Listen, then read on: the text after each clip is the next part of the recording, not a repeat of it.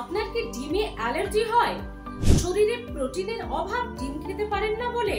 বা আপনি কি নিরামিষ খাবার দাবার খান বা পছন্দ করেন, যার ফলে শরীরে প্রোটিনের অভাব, অসুস্থ হয়ে পড়ছেন, সারাদিন ক্লান্তি লাগে?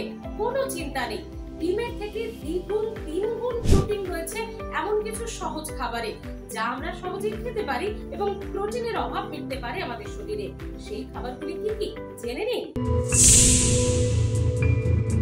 একটি ডিমে থাকে 6 থেকে 7 গ্রাম প্রোটিন, অথচ আমি যে 10টি খাবার আপনাদেরকে বলবো তাতে ডিমের থেকে দ্বিগুণ তিনগুণ প্রোটিন আপনারা খেতে পারেন। তার প্রথমটি হলো বিউলির ডাল, 1 কাপে 18 গ্রাম প্রোটিন পাবেন। ভাজা ছোলা, 100 গ্রামে থাকে 17 গ্রাম প্রোটিন।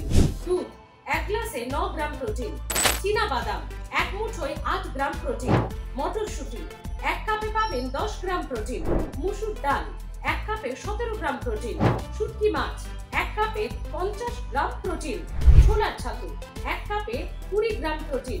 ছানা, 100 গ্রামে 20 গ্রাম প্রোটিন। ব্রোকলি, 200 গ্রামে প্রায় 10 গ্রাম প্রোটিন। তাহলে দেখলেন তো, ডিম খাওয়ার দরকার নেই যাদের অ্যালার্জি আছে বা যারা নিরামিষ খান।